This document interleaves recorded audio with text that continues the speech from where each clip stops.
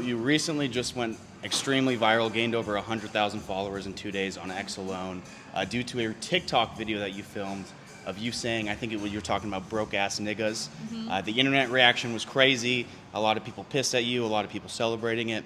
What's your take on that, and what is your biggest criticism then? Biggest criticism is, first of all, it wasn't racist, because I wasn't even talking about like black people. I wasn't referring to black people when I said broke ass niggas. I was referring to broke ass men, but niggas was more fun.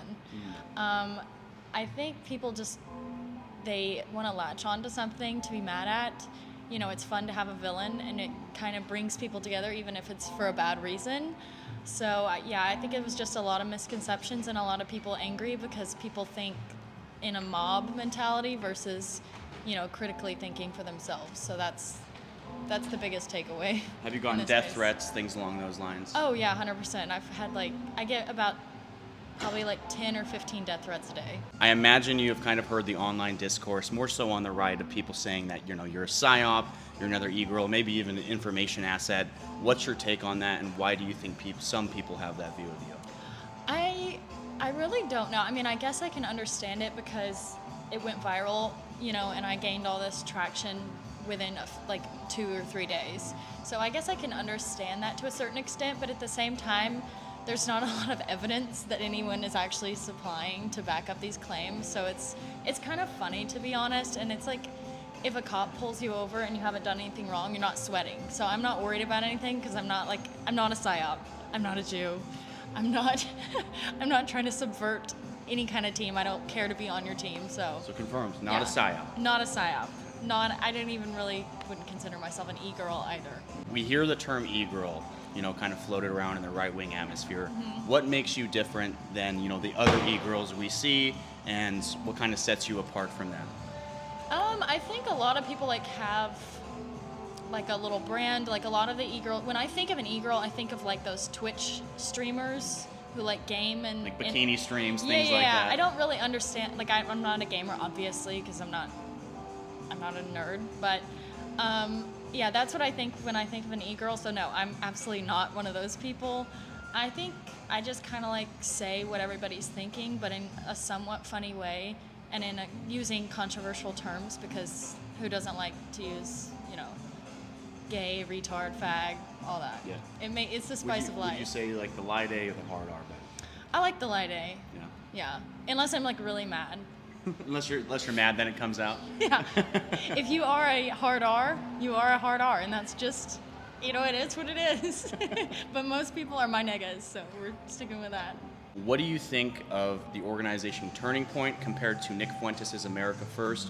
Where do you see yourself kind of on the political spectrum aligning with? So right now, I came up here because I just wanted to meet people. I wanted to make connections. I wanted to see what's going on, because I've got a lot of different rival gangs, if you will, you know, either hating on me or trying to get me on their team and stuff. And I'm a normie, you know, so I don't know about any of this kind of stuff. So that's why I came up here. I would say when I went to Turning Point, I got the vibe that was the old guard, and it's on its way out. There wasn't a lot of energy there, and it was a lot of, you know, older people there. So, and then versus as opposed to AFPAC, there was a lot of young people, you know, a lot of energy there. So I think it's the shift, a cultural shift. I really do think people are getting away from the typical conservative, you know, square image of just being you know, we make nice, pretty speeches, and we're polite, and we're the nice guys, we're the good guys, and America's we're wanting to fight fire with fire. You know, we were sick of being bullied by the loud people who scream at us and riot and whatever. So I think we're getting in on that. Okay, you want war? Let's have a war then. Who are your favorite influencers? Who did you kind of grow up watching, and who are you more interested in? So I started watching old Rebel videos of Gavin McInnes and Breitbart.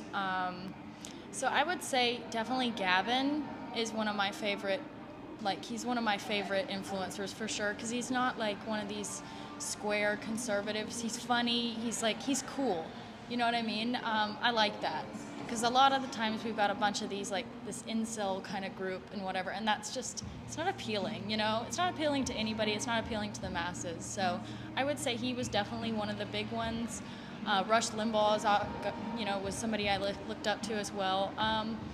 And yeah, the rest of them, I never really like subscribed too much to the rest of them, but yeah, Gavin was the number one. He's the OG. Kind of what segued you into it for the most 100%. part. What is your next move for the industry? Any future plans that people should know about? Well, I mean, now that, this wasn't necessarily the path I had chosen, and I didn't set out for this, but it kind of happened. So, when you get a window of opportunity, you have to crawl through it, right? So I think I'm going to, just keep speaking out. Like, I'm not going to stop anytime soon. Just keep speaking the truth and, maybe start like a show of my own or whatever.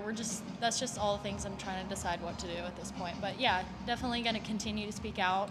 And now that, there's people out there who agree with what I have to say, and like I found people that I feel like I represent and I'm speaking for, I want to keep on helping them, because those are the people I love. I love the American people who are hardworking, and they're getting shit on really by the government. They're getting shit on by this weaponized citizenry of people. So that's who I want to keep speaking out for, and I'll definitely keep on doing that.